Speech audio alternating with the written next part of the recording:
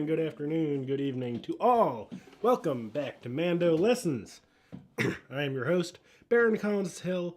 Still getting over this thing. I feel great. My voice is still shot. What you gonna do? Got a little coffee to try to hydrate me. But that was a tune called Tamlin. And we got a bunch of folks here in the chat. Welcome, all new and old. If this is your first time, definitely introduce yourself in the chat. Meet this awesome community that we've got going on here. And yeah, join in the fun. We have Dan, we have Denise, Sherry, Adele, Jim, Betsy, Lewis, coming in from Colorado. I think Lewis is lost. Oh, no, he says he was lost yesterday, but now he's found his way here.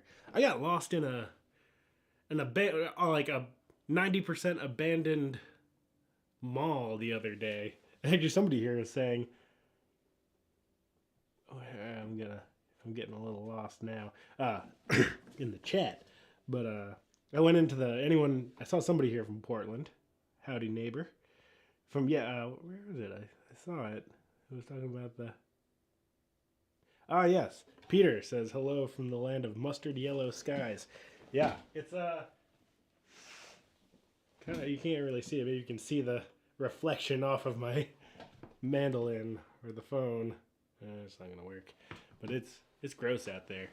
Got some forest fire, wildfire smoke rolling through, so it's a little unpleasant. Oop. Now got my curtains all mixed up. But yeah, I'm already way off topic. Welcome to MandoLessons. Yeah, I went. So, what was I talking about? Oh yeah, I was talking about getting lost in a mall. For any people familiar with Portland, there's the Lloyd Center Mall, and I went there for the first time ever. I'd never been. I only moved out here 2.5 years ago now, and it was a pandemic the whole time, so malls weren't really my first priority. But I was looking for some shoes, and it just was like, I wonder if there's any stores left in the Lloyd Center. And I went, and it was weird. There were probably a dozen stores in what used to hold hundreds of stores. There were a dozen little open stores. A very strange scene. And I just got totally turned around, and then I was in this totally empty parking lot, and very kind of surreal. But did find my way out. Glad Lewis found your way out of the Colorado from the Estes Park. All right, back to it. We got William, we got Joe, we got Jim, we got Julie. That's a lot of J's. We got Steve, Ursanos, Betsy, Andy, Ursanos again. Just reading through. I am not going to be able to keep up. Artistic Snack and Clive. Welcome all. All right, now I'll see if there's any questions. If this is your first time, the way this works is it's Q&A. So if you've got questions, I might have an answer. The only way to find out is by asking it. No question too simple, no question too advanced. It's all wide open. If you want to hear a tune, feel free to request it. If I know it, I'll play it. If I don't know it, maybe next time. All right, let's see here.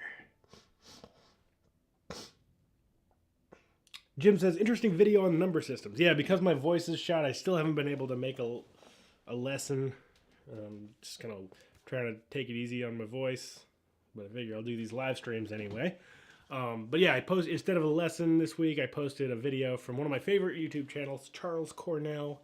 Great musician, talks a lot about music theory, but really does it in a way that really kind of humanizes it and, makes you feel the music theory rather than just spouting a bunch of numbers. He did a great lesson on kind of the number system. If you look on the community page of my MandoLessons YouTube channel, I got a link there. Or if you just look up Charles Cornell, it's one of his most recent. He talks about the song Hallelujah by Leonard Cohen.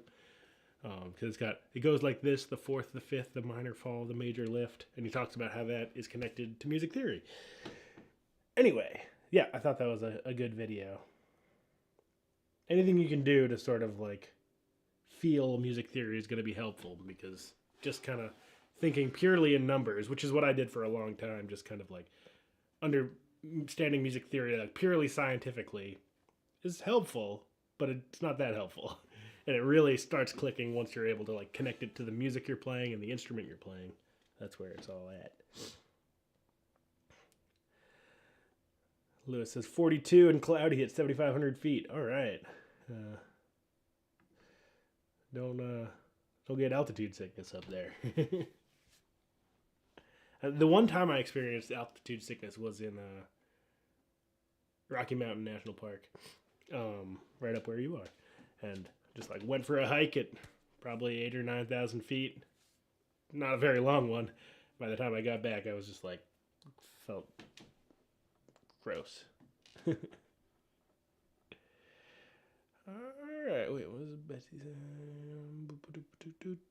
I am already way behind. This is good. I love trying to keep up with the chat, so keep them coming. Yes, Cold Frosty Morning was the tune. I kind of got a little carried away with it. Some of you may know it's like my favorite tune ever, so I had to play it a bunch.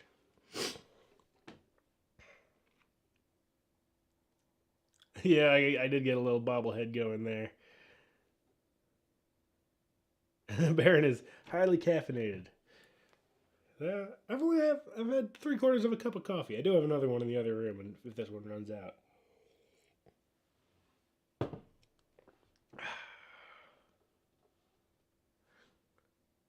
Yes, Clive says mourning the loss of the Queen. Indeed, very sad news. And yeah, that's why we've got music, is to play happy, uplifting music. I'll play a major tune next instead of a minor one. Also, mourning the loss of Herschel Sizemore, a beautiful bluegrass mandolin player, incredible musician, great dude. His most famous composition is Rebecca, a beautiful tune that I wish I knew how to play. I think it's on my list now because it's a tune that is really great, pretty well known in bluegrass circles, in the key of B major. He loved the key of B major. I don't know it, but I'll learn it now in his honor. Jim says, do you change strings more often than you get a haircut? Well, I've done both recently. I got a haircut recently, and I changed a lot of strings. I have both mandolins restrung.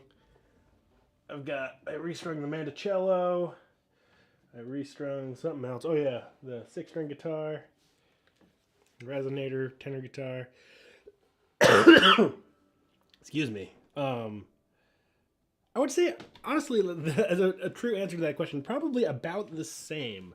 There's periods where I'll go and like not get a haircut for like 6 months, and there's times when I like won't change my strings for 6 months, and then there's times where I'll change my strings once a month and get a haircut once a month.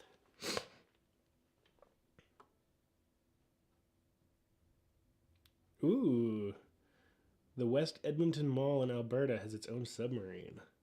I want to like have a old time session in there. Cheesy Dish, good to have you. Welcome. Oh, nice! You got the van conversion. I want the tour, Lewis. I love van conversions, and I want to see what you ended up with. That's what I watch on YouTube. Is a lot of people converting vans. Have fun on the trip.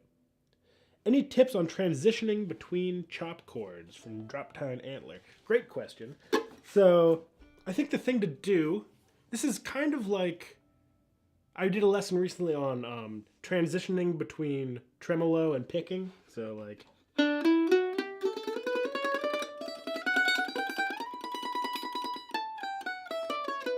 kind of getting that transition smooth.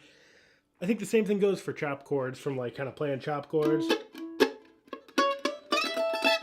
into melodies or solos or whatever. You gotta like know where your change point is. The nice thing about chop chords is because they're on the offbeat, you get a little second to like adjust. So, if it was bum, oh sorry, bum, bum, bum.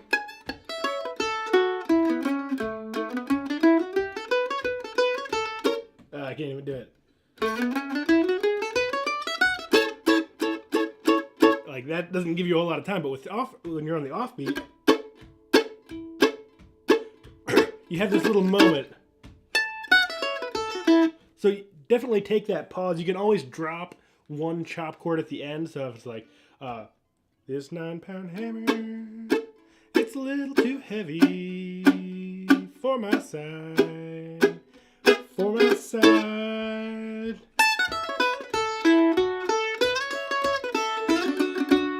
That was even dropping like several chops. For my side, for my side.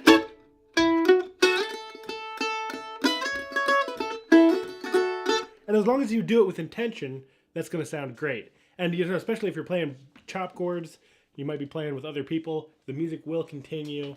And a little bit of space doesn't hurt if it's just you kind of doing it on your own. But I think really like knowing where that change is going to be, practicing that transition, you know, do what I just did there. Not, like sing one verse. Hammer, it's a little too heavy for my side, for my side.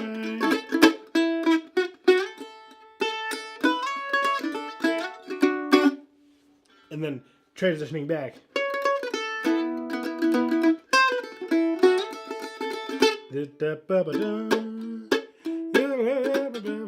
can't remember the words right now.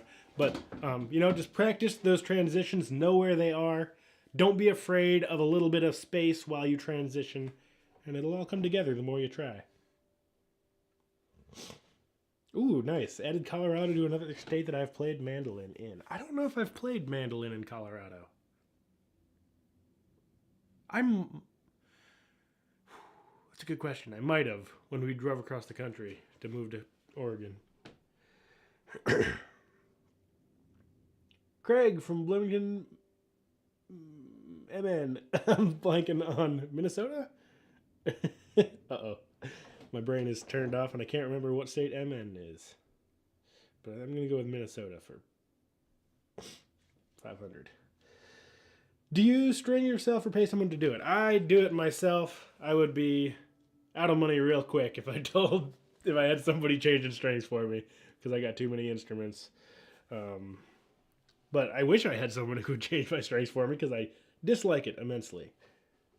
When using an electric tuner, do you tune both strings with the tuner or tune one with the tuner and the second to the first?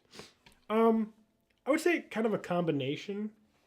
Like if I tune up, let's find out.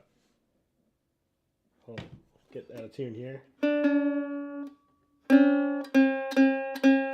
I get the first one up to D. One thing that I do that I don't hear a lot of people talking about, when I tune my, like one, you know, if I'm trying to tune the D closest to my head, what I'll do is I'll curl my fingers over and rest them on the second D below so that I can't hit both at the same time. Because even if you're only hitting one, you still get a little bit of like sympathetic vibration out of the other versus kind of curling your fingers over. And I'll tune up one. And I think I'll get, so I'm looking at a tuner now. I'll get close, I'll get one in tune. I'll get close with the other. Sometimes you need to go back to the first one.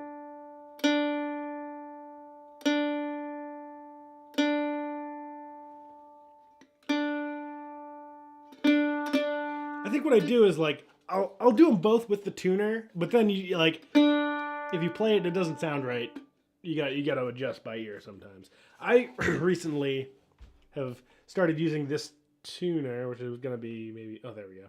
It's like way overkill. Can I make this actually show up? You can't really see it that well, but it's blowing out the screen. Maybe this one will work a little better.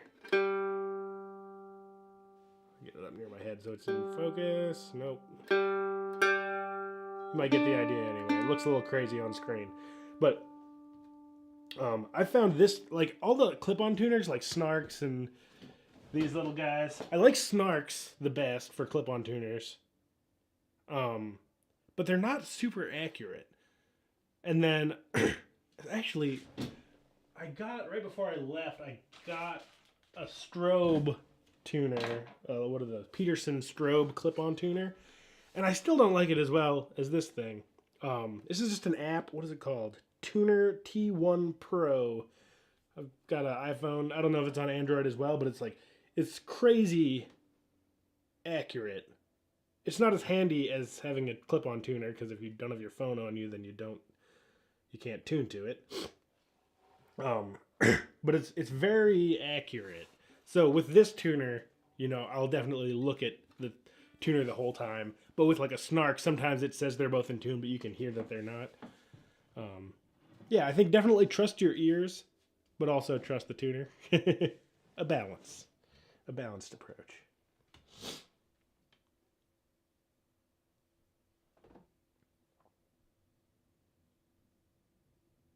David, all right, I gotta look that up. David Matt Vans LV3.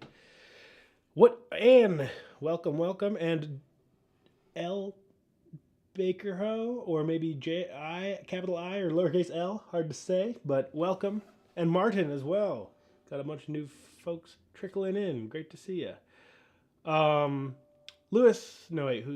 asked a question here. Anne says, what strings do you use? So I use the Dario J75s, now called EJ75s. They're sort of like the medium heavy gauge. I recommend like J74s, EJ74s. They put an E at the beginning like 5 years ago, and I haven't been able to cope, and I still call them J75s. I recommend J74s just because they're inexpensive. They're like less than $10 a set, and they're just like a classic string. They're not coated or anything. It's a good starting place, and then definitely try out different brands, see what you like. I'm not sponsored by any string brands or anything, but I've just used J75s for a long time, and I like them. I play pretty hard and pretty kind of heavy-handed, so I like the slightly heavier gauge. Helps me kind of not overplay the instrument as much. But you really don't want to use kind of heavier gauge strings on either flat top mandolins or older instruments. Both of these mandolins are modern, kind of carved top and back, modern built instruments that can hang with heavier gauge strings. Martin says, greetings from Michigan. Do you ever make it to the festivals up here? I would love to. I've talked to a friend about trying to make it to one that I now can't remember the name of. I know there's like Great Lakes. There's something else I would love to. I haven't yet, but I played at Elderly probably 5 years ago now. Maybe not quite 5. 3, 4? Time is a construct. Do you like Jessen mandolins? I have never played a Jessen. Nice. Lewis is going to Great Lakes. Can you use a rest stroke to tune just one? I can't. So I think what you mean is like playing through the D string closest to my head, and then stopping on the lower D so it doesn't ring. You could. I don't see why you shouldn't. Like that does the same thing as sort of getting your finger in there. And I'll do the same thing like if I'm tuning the D closer to the floor. So I've got my fingers on the D closer to the floor for the top one, and when I go to the other one, I just move my hand up and kind of up pick. I kind of got into the habit of that from playing clawhammer banjo, just because they're so like ringy and everything is so sympathetic that if you try to like tune a string while all the other strings are allowed to vibrate, it just sounds really wild. But yeah, I guess you could use a rest stroke. I could definitely benefit from like practicing that, because like right now I either go too far or I'll make the string buzz. It's not the cleanest sound, but I like that idea. Joe says, I just got a brand new snark to replace the 10-year-old snark and it seems slow. Yeah, it's weird. Like I used snarks for like a decade more. I mean, when I first started playing, the only things that were available really were these IntelliTouch. Anybody remember those? I haven't seen any in years. I don't know if they're still making them or not. They were big. They were like this long, kind of like these bricks. And they were like 70 or $80. They were not cheap. But that's what everybody used. And then Snarks came along, and I used Snarks forever. Those little ones, these guys, they're nice. They're very low profile, but I like if I'm gonna tune, I kind of want a bigger display, just to kind of be able easier to see it rather than like peering at it awkwardly. Tuning to the band is important in sessions too. That is very true. From Yakov. Steve says, I like my Peterson Strobe Plus HD, not a clip. It's also a very nice metronome. Yeah, I've got a Peterson Strobe like pedal tuner for electric instruments. And I like, in general, I like strobe tuners. The strobe tuner that I got, the clip-on one, just like doesn't seem that accurate. I think I'm just like, also you just get used to whatever tuner you're using. Like you kind of learn to tune to a particular tuner, and I've just been using this app one for so long that I'm kind of hooked on it now. Tomastics. Yeah, Tomastics are nice, but they're expensive. It's true. Tomastics last a lot longer than kind of regular round wound phosphor bronze strings. So you don't have to change them as much, although they are more expensive.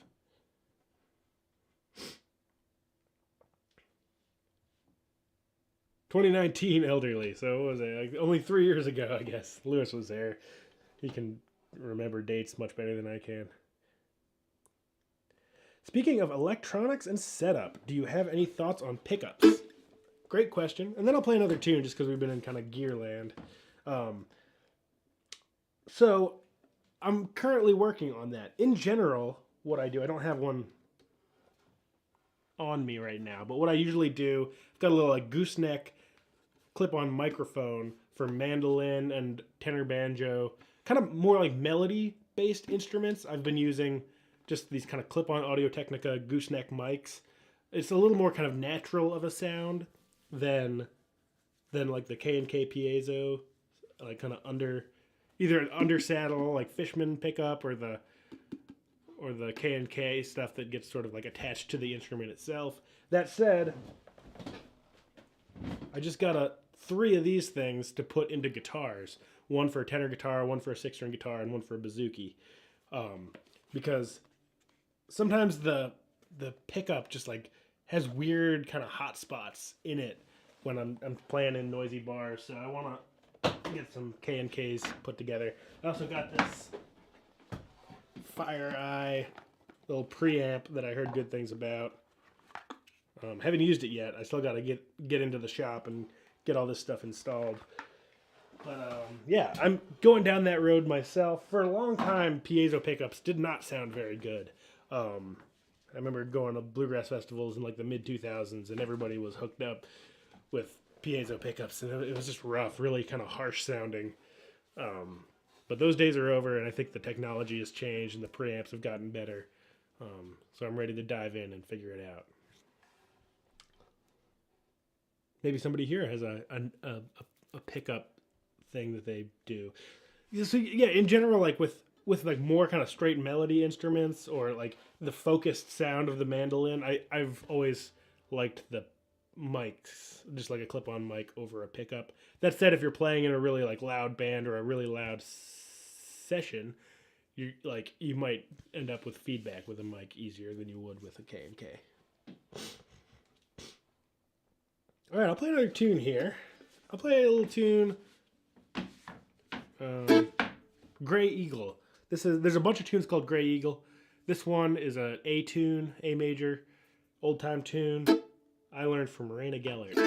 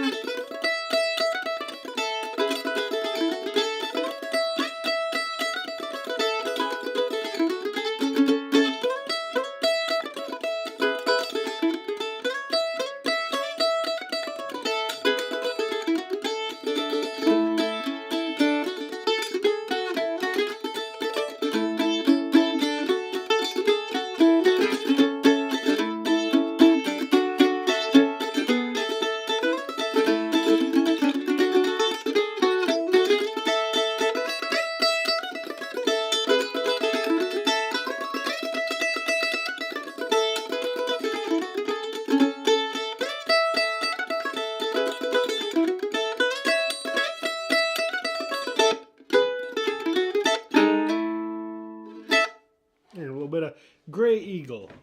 One of many.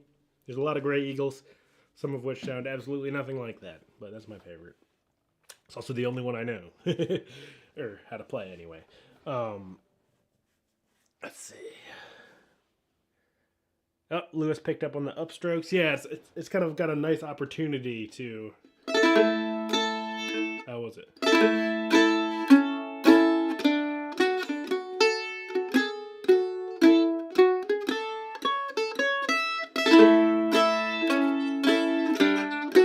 It kind of gives that nice kind of crash. I love doing that. I probably kind of overdo it, but what you gonna do?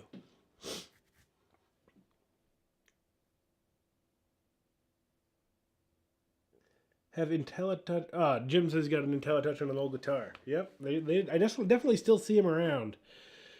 But it's so funny how they used to just be like the industry standard, and now they're much less common. Snark really took over. Yakov says, thoughts on nails. As a keyboard, mandolin, upright bass player, I feel like I'm limited when it comes to trying fingerstyle stuff like clawhammer or guitar. No nails. Well, I try to make it work. So I have... See if I can get this in focus here. I've got no nails. And I just play anyway. That's a weird view. So when I play guitar, see if I can get this a little more.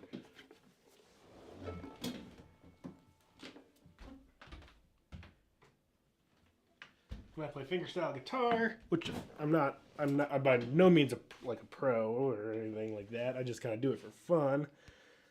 Let me get this thing in tune.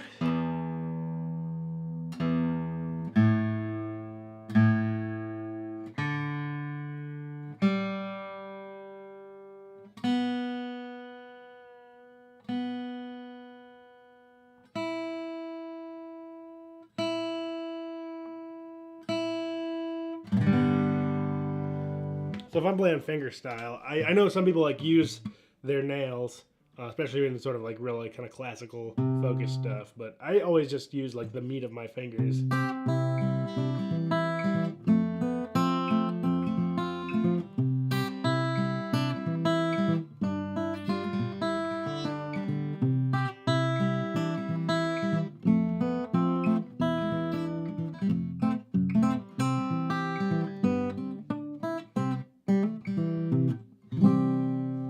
And it's definitely a more like muted sound. You can also just like some people, like a lot of blues musicians, will also use finger picks. That gives it a brighter sound. And same thing with banjo. I just this is I think a little more uncommon. Excuse me. Is I like. The string is really just kind of coming off of the meat of my finger.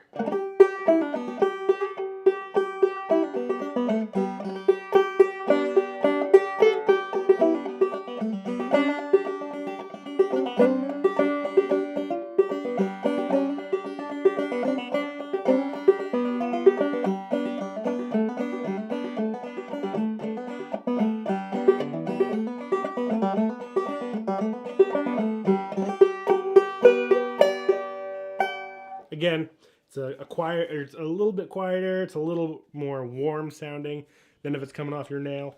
You can also, people do make clawhammer finger picks. I don't know the name of them off the top of my head, but there are clawhammer specific, or maybe you weren't talking about clawhammer. Maybe you were talking about three finger. Three finger use kind of classic picks as well. I assume you were talking about clawhammer. Oh, you did say clawhammer. Great. Is K&K top of the line for internal pickups? I don't know if it's top of the line, but it seems to be like the industry standard anyway. That's sort of what I hear most people talking about. Joe says Grey Eagle is not on the website yet. Yep, that's probably true. But someday, when time is infinite and I can put all the tunes I wish I had up on there, then it'll be there. Would you do a lesson? Sure. Yeah, I'll add it to the list. It's probably already on a list somewhere. I have too many lists and too little time. Betsy said, "Did you find the hurdy-gurdy?" We were talking about hurdy-gurdies in the patron-only live stream last weekend, and I did not find the hurdy-gurdy. It's around somewhere. I have a half-built, like kind of laser-cut plywood, snap-together hurdy-gurdy that Emma and I got for Christmas a couple years ago that we never finished putting together, but it's around somewhere, and someday I'll get it strung up. Yeah, Yakov says that projects pretty well, even with just flesh. Yeah, it works for sure. And you can, again, experiment with others, like with putting some picks on as well. I definitely, like, I've tried picks on guitars for a long time, or not for a long time. Occasionally over the years, I would put finger picks on, and it always felt so awkward. But then I started playing pedal steel back there, and you really kind of 99% of pedal steel players use picks on their right hand. So I got picks, and you get used to it. You spend enough time with those things on your fingers, and they get more comfortable, and you get more agile with them. We got a super chat from Joe. Thank you very much for the super chat. Thanks to everyone here who's a patron, joining in those patron-only live streams that happen once a month. There's also PayPal donation, Venmo, all that sort of stuff. Links in the description. And what was the question? Name of the tuner app. It is called Tuner T1 Pro. I wish I could Tuner space T1, the digit, not spelled out, and then space Pro. Maybe there's a non-pro version. I don't know. It might have cost me $2 or $3. I really can't remember anything about it. I think I went on a dissatisfied electronic tuner app spree at one point and downloaded like a dozen of them, and then just figured out which one I liked the best, and that's what I settled on, apparently. Cool. Those are fun. William says, I just purchased a used Recording King Resonator mandolin. Any thoughts? They're super fun. They're definitely uncommon. You're not going to hear them in they're kind of a little wild for kind of bluegrass, but I love Resonator instruments. I've got the big brother of that Recording King here, a tenor guitar, but also tuned GDAE.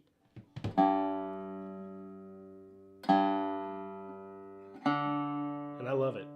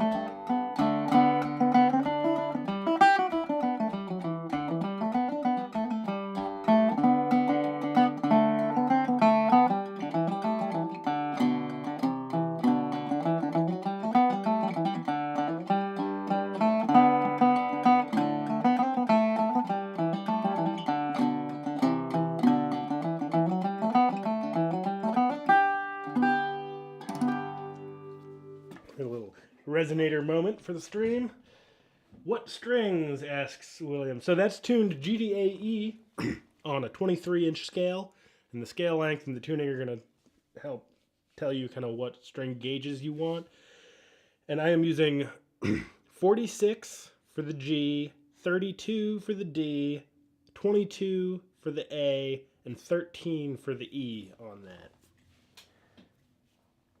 And they're just kind of standard phosphor bronze strings. I buy them with all these weird sort of instruments that you like, tenor guitars and stuff in the background and mandocellos. I end up buying a lot of bulk strings in custom gauges that I've worked out sort of what the right gauges should be using a string tension calculator, and excuse me. And then I buy them in bulk. There's a website called Just Strings where you can buy tubes of custom gauges, and they come like on a little like tube package. And there's like 12 strings, and it's usually under $1 a string unless you get into like the really heavy gauges, which is much cheaper than buying individual one-off. Like once I figure out the gauges, sometimes I'll buy individual gauges to like test out and see what works best. But once I've settled on my gauges, I'd get these big tubes. They're just like these long strings. What are these? 32. This is tenor guitar strings. Great. Yeah, so 46, 32, 22, and 12 or 13 for the E. I use a 15 if I'm tuning for bouzouki, like GDAD.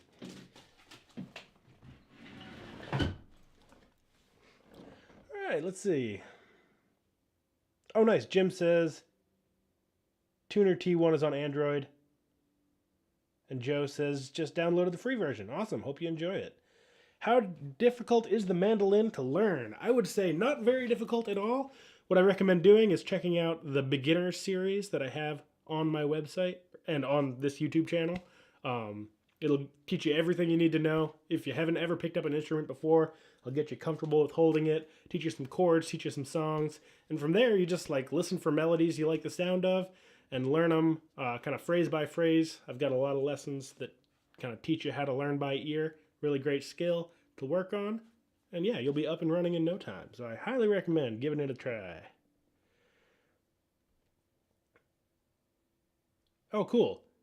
Yeah, so that would be about the... So Lewis says those gauges sound similar to what I use on Mountain Dulcimer.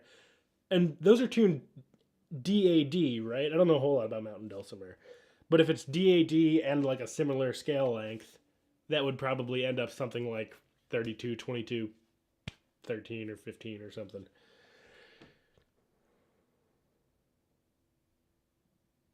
Yeah, I would say it's a easier learning curve than guitar. Mandolin is an easier learning curve than guitar. 4 strings. I mean, it's 8, but they essentially act as only 4 strings. And I only have 4 fingers. I don't know about the rest of you, but the sort of the stretches to like play a G chord on guitar is much more of a finger twister. There's a lot of just like 2-finger chords on mandolin that are very much easier than guitar. Oh, I'm all tangled up here. Get a mandolin back because this is MandoLessons. Thank you all so much for those of you who are subscribed. Really appreciate it. We just hit 90,000 subscribers today, which is a huge, unfathomable number. I don't know how it works. I mean, I guess it was just sort of doing what I've been doing for over 15 years now, but I really appreciate all the support. Literally couldn't do it without you. Next up is 100,000, which will be very helpful because then I'll get access to actually like talking to some people at YouTube.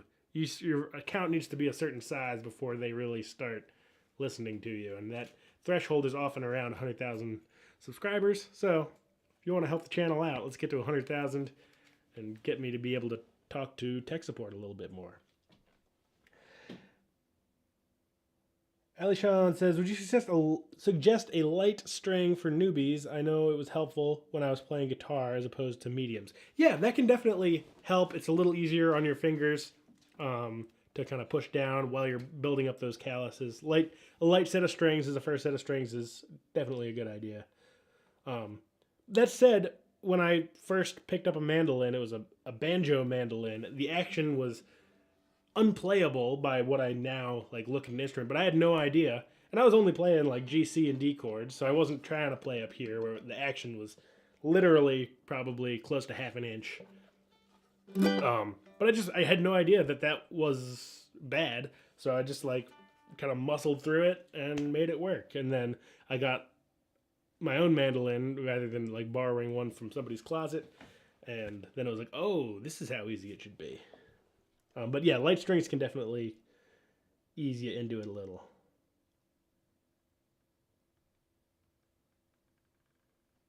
Any tips for a new player? This is from Sean. Learn to strike the right strings. I think a lot of that comes just over time. The more time you spend on the instrument, like there's always that disconnect of picking up an instrument that you're unfamiliar with. I went through this on mandolin which was my first instrument, and then I went through it all over again on guitar when there were more strings, and I would like go to fret the G string, and I would fret the G string, and then play the D string instead. So like my left and right hands weren't lined up. And the more you play, that all just kind of happens naturally. You know, if you pick up the instrument for 20 minutes a day, every day for a month, you'll be hitting the right strings by the end of the month, really consistently. And that said, sometimes I still hit the wrong strings. It's certainly a work in progress, but you get a lot more reliable on hitting the right strings the more you play. And it'll all kind of come together naturally. I wouldn't worry too much about it. Ooh, crooked stovepipe. Don't mind if I do.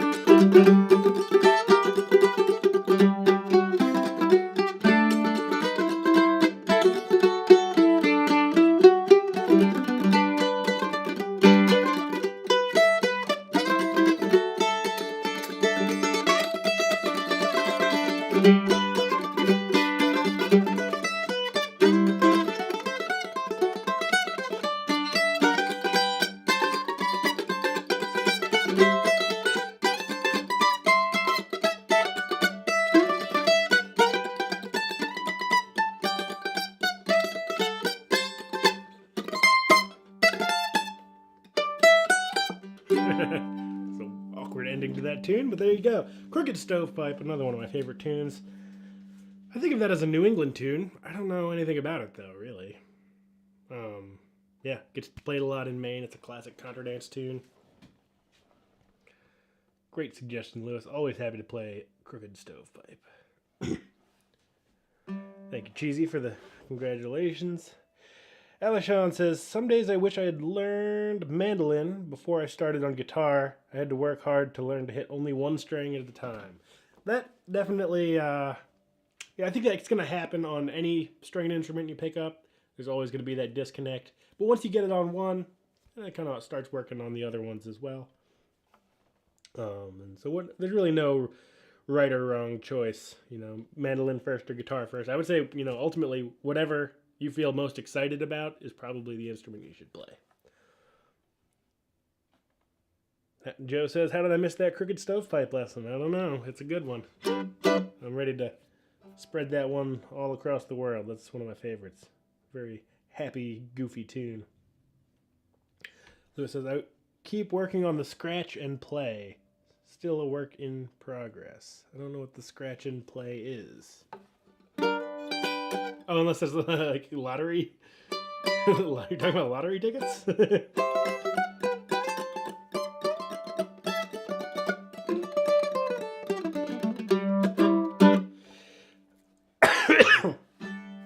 Tim says, do you practice in your head like another Saturday morning mandoliner? David Benedict, I imagine. I tuned in for a little bit of his live stream. Definitely check out David Benedict's channel if you haven't already. He's doing great stuff. I didn't hear him talk about this, but there's definitely times that I've practiced in my head. I mean, I think there's a lot of practice that you can do that doesn't involve having your instrument out. You know, whether it's like listening, just like the passive act of like listening to music that's the kind of music that you want to play, to more active listening where you're like trying to figure out like, okay, what is this? Is this a reel? Is this a jig? Is this a waltz? What kind of tune is this? Can I figure out what key it is? Is it major? Is it minor? Can I figure out, beats per minute? How fast are people playing? All that sort of stuff doesn't require an instrument in your hands, and is really good just to sort of work. Excuse me. Work on kind of tune recognition and ear training. And then from there you can kind of get into, I remember for a long time, I would just kind of visualize scales in my head, like, well, going up a G scale, going up a G scale, like arpeggios and things like that. That's definitely a little more kind of what I would think of as like actually practicing in my head. It's a good way to kind of think about, oh, here are the notes that you're going to need to play in such and such a key. It's kind of hard, especially at first, because you need to have like spent some time with the instrument in your hands, so you have a little bit of that muscle memory, and then to be able to create the visualization of like, okay, G string open 2 4 5, D string 2 4 5 4 2 0 5 4 2 0. Or like thinking about a tune like Crooked Snowfly would be 5 2 2 3 5 2 5 2 2 3 5 2 5 5 0 5 5 3 3 4 0 0 2 3 0 4, etc. Can always be helpful. Certainly doesn't hurt. What is your favorite song for a new player? I would say You Are My Sunshine is a great one because it's sort of a universal song that everybody's heard of. It's 3 chords and it really spells out the tune nicely and sort of like where the chords change. It's one of my favorites. Flop-Eared Mule is a great old-time tune in the key of D and A. That is one of my favorite tunes to teach to people who are new to the instrument. So yeah, those are... I use the tune Cindy on my website to get people going on playing chords and melodies and things. And then any of those tunes in like the beginners, you can sort through all the tunes at MandoLessons.com by kind of ability level. And so you can filter for all the beginner tunes and just listen through and see what catches your ear. I always recommend people like, put in some time listening, get an idea for like sort of what different tunes sound like. And when you hear one that you're like, oh, that's what I want to learn, even if it's a little harder than you like think you should learn. Like a lot of people are drawn to Tam Lin.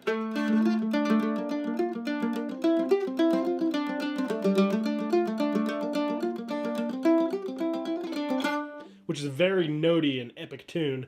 And I wouldn't say it's a beginner tune, but if that's the tune you really want to play, just go for it. Like, take it slow. That's kind of how I learned to play clawhammer banjo. There's this great banjo player, Adam Hurt. And I heard him play the banjo, and I was like, oh, now I really need to learn to play clawhammer banjo. And for whatever reason, I just like found some Adam Hurt tablature, because I could read tablature from mandolin, and just played tunes so slow that they didn't sound like music at all, but just sort of through that repetition, that gave me a lot of the sort of basics of how clawhammer banjo worked, and then I got to play the tunes that I loved so much.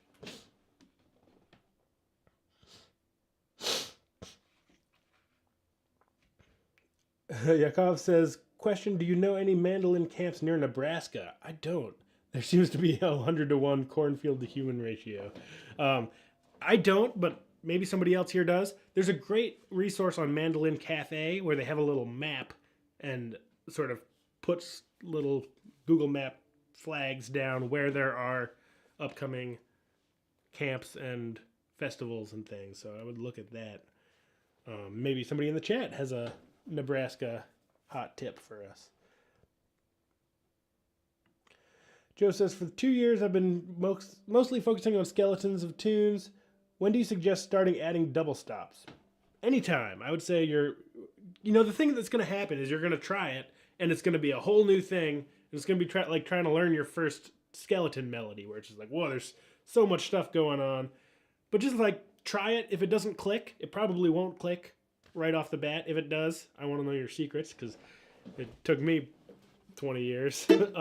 But that's not to say it'll take you 20 years. I'm a slow learner, and you get to a functional point pretty quickly. Use the intermediate series of Gallopede, using that tune to kind of get some of those double stops under your fingers, and go for it. And and if it doesn't click right away, put it down for a little while, come back to it later. You kind of got to sneak up on new skills every once in a while.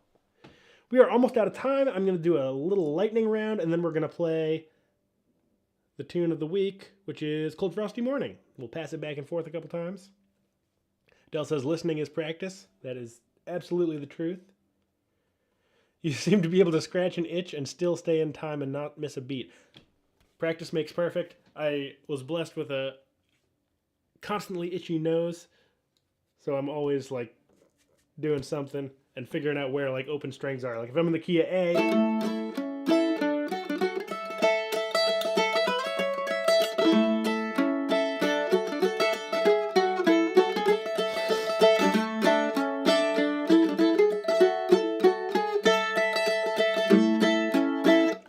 making it work.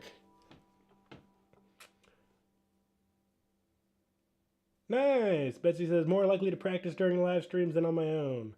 Solo practice can be a little bit of a chore, but figuring out a way to make it fun, however that is a good project to work on. Just figure out what motivates you. And if it's these live streams, I'm happy to help. It's always great having you here, Betsy. Tamlin. Ursula says, I love Tamlin, but can't get much speed on it. That's definitely, speed will come. Just like play it more. Try to push it a little bit. Once you get it at like a really like learning that tune, you're going to end up playing.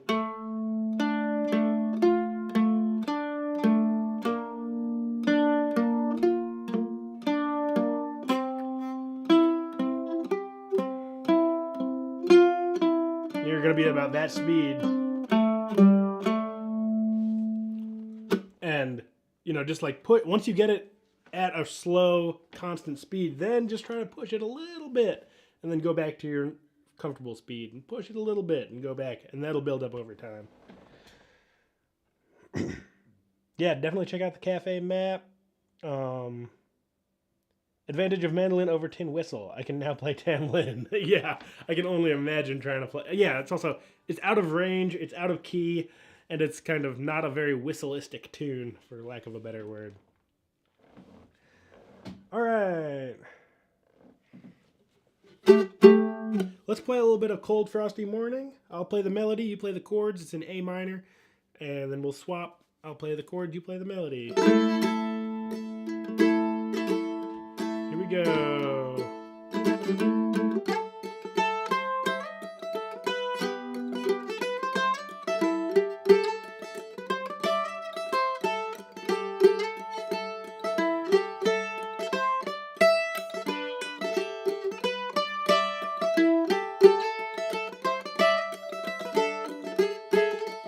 B.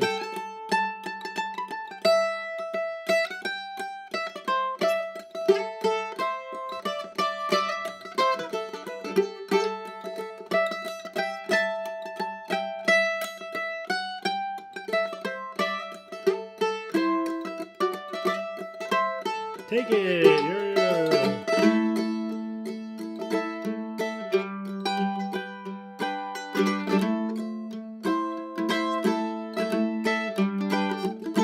A2.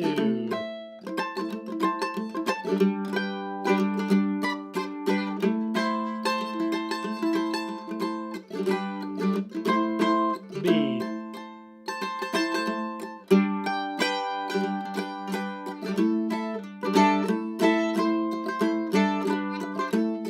B2.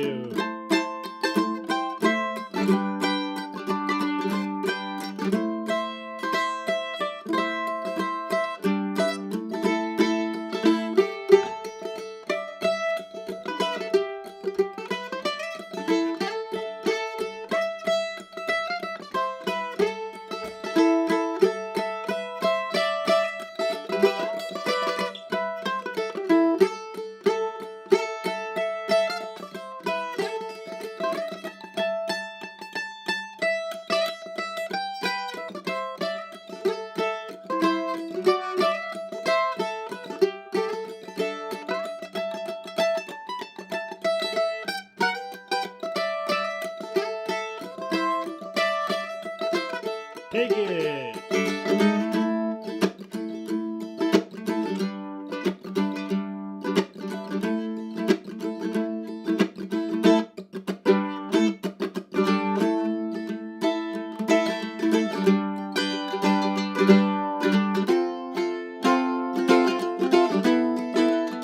B part.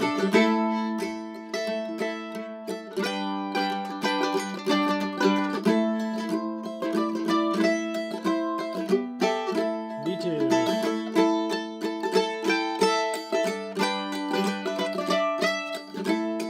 Everybody play melody. I'll try some harmony.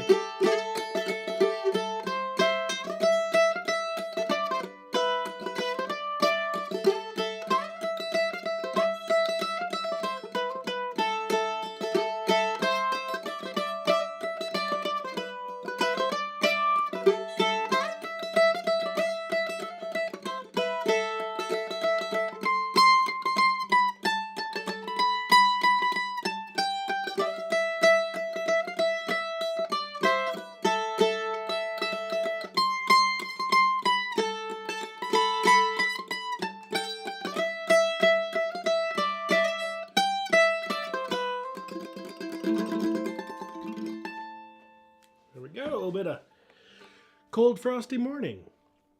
All right, what should we do next week? And while you pick a tune for next week, I'll tell you to... Ooh, actually, I don't know if Matt and Shannon Heaton are doing us... I think they're doing every other week, so no Matt and Shannon this week, I don't think. But I'll just check here really quick.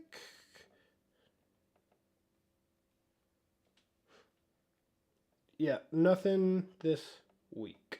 But don't put your mandolin down because there's always more fun tunes to play.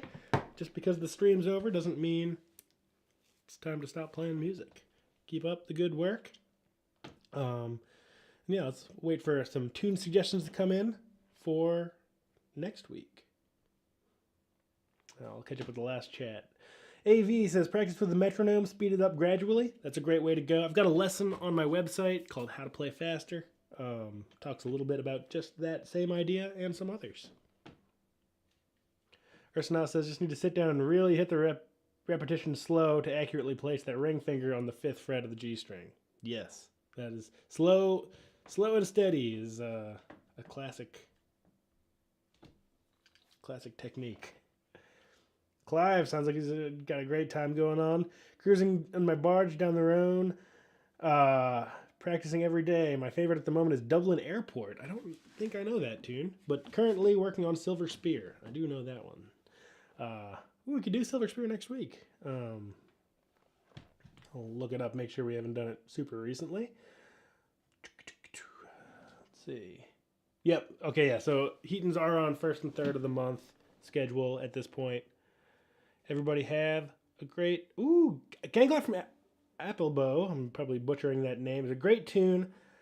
I don't know if it's on my website. It's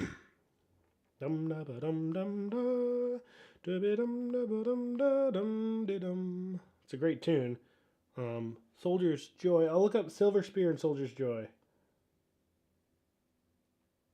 Oh, see, the silver. Thank you, Denise. The Silver Spear. We did it 106, and Soldier's Joy. I bet it's been longer.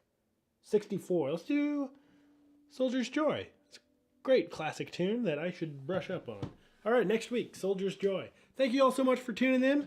Keep on picking, and have a great rest of your weekend. Bye-bye.